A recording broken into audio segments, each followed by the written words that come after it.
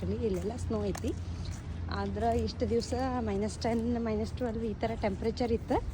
Suddenly ಮಳೆಯಾಗಿ ಸ್ವಲ್ಪ melt ಆಗ್ಯದ.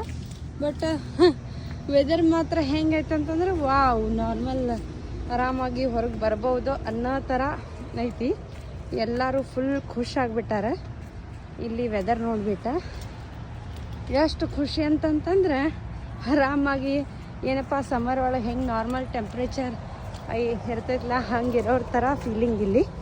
ಸೊ ಎಲ್ಲರೂ ಹುಡುಗರಾಗಲಿ ದೊಡ್ಡವರಾಗಲಿ ಎಲ್ಲರೂ ಎಷ್ಟು ಎಂಜಾಯ್ ಮಾಡಿದ್ದೆ. ಐ ಮೀನ್ ಹೊರಗೆ ಬರ್ಬೋದು, ವಾಕ್ ಮಾಡ್ಬೋದು. ಸೊ ನೋಡ್ರಿ, ಎಲ್ಲ ಸ್ನೋ ಕಾಣಿಸ್ತಿದ್ರು. ಇವತ್ತು ನಾರ್ಮಲ್ ವೆದರ್ ಐತೆ ಅನ್ನೋದು ಒಂದು ಖುಷಿ. ಸ್ವಲ್ಪ ಎಲ್ಲ ಕಡೆ ಆಲ್ಮೋಸ್ಟ್ ಕರಗೈತಿ ಈಗ ಮಳೆ ಬಂದು.